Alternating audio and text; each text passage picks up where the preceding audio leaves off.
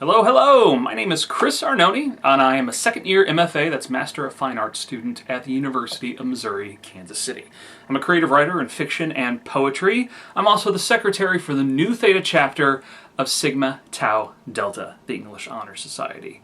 And since we're all, sheltering in place, quarantined, we're making yet another great bookish video for you at home. So for my bookish sort of review analysis, I'm going to be talking about The Wicked and the Divine, Deluxe Book 1. Now it's written by Kieran Gillen. Jamie McKelvey was the primary artist, Matthew Wilson, the colorist, and Clayton Cowles, the letterer. So you see those four names across the top. So book 1 collects the first 11 issues, right? So this isn't the paperback, this is the hardcover.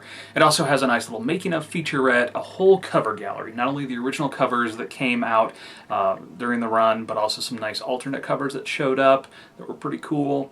And what I love, it has the full script for issue number 1. As a writer, I adore that. There's something, so cool about the genre of how writers communicate with artists, realizing that the artist is the artist. They're the ones with the visuals in their heads. So how those two talk to each other and how those scripts come to be. And I just love that with some of these really great big hardcovers. So why The Wicked and the Divine? Well, I started reading this book when it first came out. I think it was like 2013, 2014, when I was writing for bookriot.com and panels.net. But because of school and other commitments, I sort of stopped reading, but I kept buying these beautiful books because I knew I loved it and I wanted to come back to it. And now recently, Volume 4, the final one, has come out. So I went to my local bookstore, support your local bookstores, Wise Blood Booksellers, and ordered it, got it, and I thought, you know what, if we're doing all these cool bookish videos for all of you that are stuck at home like we are, why not start at the beginning with Volume 1 and make 4 videos, one for each, as I move my way through the entire series. So here we are, Part 1, The Wicked and the Divine. So what is The Wicked and the Divine about? Well, I guess sort of the big question is, gods are real? Or I said question, are gods real? I think that's part of the intrigue of this story. So the setup, the elevator pitch that's right here on the back, every 90 years, 12 gods return as young people. They are loved, they are hated. In 2 years, they are all dead. It's happening now. It's happening again. So yeah, every 90 years, 12 young people, in this case they're all in like London, also become gods. And we're talking like old gods, not capital G singular big god from any of those. We're talking, for instance, in this book we have Woden, Baal, Amaterasu, Baphomet, Sekhmet, and surprisingly and fun, Lucifer. And the protagonist of this great series is a 17-year-old girl named Laura. She is a professed superfan. She's also massively depressed, and she wants more than anything to be a god. So when the series starts, 11 of the 12 gods have been revealed. And as the story unfolds, you sort of find out that it gets harder and harder for Ananke to pick out those gods as she gets closer to number 12. So with only 11 around, Laura really hopes that she's number 12. And then she sort of kind of accidentally, strangely befriends Lucifer and then gets sucked into the whole drama surrounding these gods. So because this is Sigma Tau Delta, I'm not just going to give you like the elevator pitch or a review, but we're going to talk about themes. We're going to dig a little deeper. So I think one of the central themes here is this idea of worship, fandom, and faith, and how all these things get sort of mixed up together. If you think about any sort of religious zealot, as well as people who are just super fans of anything, whether it's a rock star or Star Wars or Harry Potter or whatever, there's a lot of similarities in behaviors there. And that's one of the things that this book is really playing with. Here you have a bunch of like tweens, I think the youngest god, Minerva, is 12, and now they're suddenly gods. And they're putting on these performances, kind of like concerts, but also worship, and also orgies, depending on the god. So it's really kind of crazy and mixed up and different, and it's really playing with how those things interplay with one another.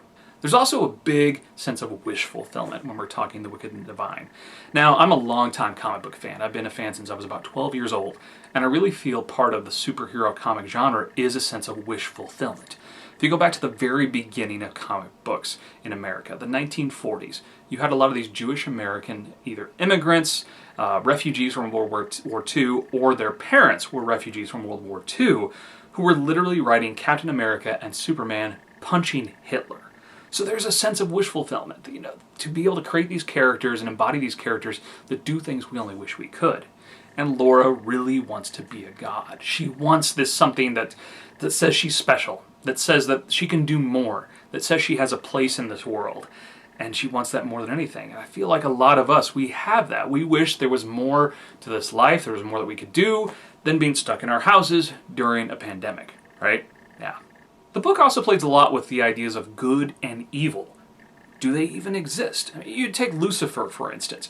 Now here's a gal, I think she was 1920 when she discovered that she was also Lucifer. Now was she evil before she became what is sort of the epitome of evil in the Christian mythology? Or was she just another young woman trying to make it through the world? By the way, she befriends Laura. And Laura really grows as a person and learns to have a bit more confidence through her friendship with Lucifer, of all people. And of course with Lucifer itself, you have this really complicated thing of someone who was originally an angel, the morning star, who then fell. So good and evil are really wrapped up into the same person, the same God, as this is putting it. So what is good? What is evil? Are they just societal constructs? Are they purely perception? And the wicked and the divine, by its own title and everything in it, really plays around with what all that means. So my review. Obviously I love the series. I made a whole thing about it. I bought all these books. I'm here talking to you about it. It's very near and dear to me. I'm really enjoying it. I'm really enjoying starting from the beginning. I haven't gotten past where I stopped reading before, so I'll let you know when that happens. I have a feeling it might happen in Volume 2, maybe Volume 3. But it's definitely been so long since I've read, I'm like, oh yeah, I forgot that happened. So that's been fun anyway. The Wicked and the Divine is intended for mature audiences. There's a lot of mature themes, literally exploding heads. So if you're looking for books to buy for your kids, buy this. Maybe don't show it to your kids, but you should read it. And, if your kids are mature enough, then you can let them read it, or eventually they'll age up into it. Either way, buy it. It's awesome. Read it. It's a good time. One of the things I love most about this is even though you're literally dealing with gods, it's very much grounded in these human stories. Whether it's through Laura, who is this sort of average teenager who is slacking off and she's such a super fan and she's really depressed and she doesn't communicate with her parents very well, or all these gods who themselves are also still other people and dealing with what this newfound godhood means in terms of their own families and their relationships and being people in the world and how tough that is. It's a great dichotomy. And one of the things you gotta love, Volume 1 has this massive mysterious cliffhanger. I've got my own theory about sort of what's driving this whole thing, sort of why these gods keep coming up every 90 years, but I'll keep that to myself along with any spoilers. But it definitely moves itself along and makes you want to keep turning the pages, turning from one issue to the next, turning from one volume to the next. And by the way, the book is gorgeous. I mean, the whole creative team just did such a great job with this book. The art is fantastic. I love how every character has their own facial features and expressions that are all their own. I feel like that's something a lot of comic book artists do, even when they're really good. You sort of see the same faces and facial expressions a lot, and McKelvey is really good at pushing past that. Plus the letterer and the colorist, they have a lot of fun with both of those. Like all the different gods have different sort of colors of speech bubbles and speech. It's a really fun way of playing with it. I feel like they probably got some of that from Sandman way back in the day. That Dream had a certain color and font, and some of the other Endless did as well. And they're absolutely playing with it, and it's working so well in this book. So before I wrap up, as I said, I bought this book from Wise Blood Booksellers, a local bookstore here in Kansas City. I love them, and by the way, your local bookstores need so much help right now. With businesses closing, stay at home, non-essential businesses not being able to function, a lot of your local bookstores are getting really creative, finding ways to either do curbside pickup or just deliver stuff or mail stuff to you. So if you're looking for books, whether it's for you or for your children, before you go to Amazon or Barnes & Noble, hit up those local bookstores. They really need you way more than multi-billion dollar, multi-million dollar corporations do right now. Hit them up. You might spend a little more money, but you know whose mortgage you're helping pay, who you're helping keep food on their table when you buy those books. It's really helpful. And also local comic book stores. They're in a lot of the same boat. Plus, the pretty much only distributor for comic books in the United States has shut down operations, so they don't have a flow coming in even to try to sell. So call them up. They might have a lot of hardcovers, a lot of trade paperbacks sitting on their shelves, just waiting to fly off if you're just willing to spend some money at their stores. They really need your help right now. So again, I'm Chris Arnone, Secretary for the Nu Theta chapter at Sigma Tau Delta, the English Honor Society.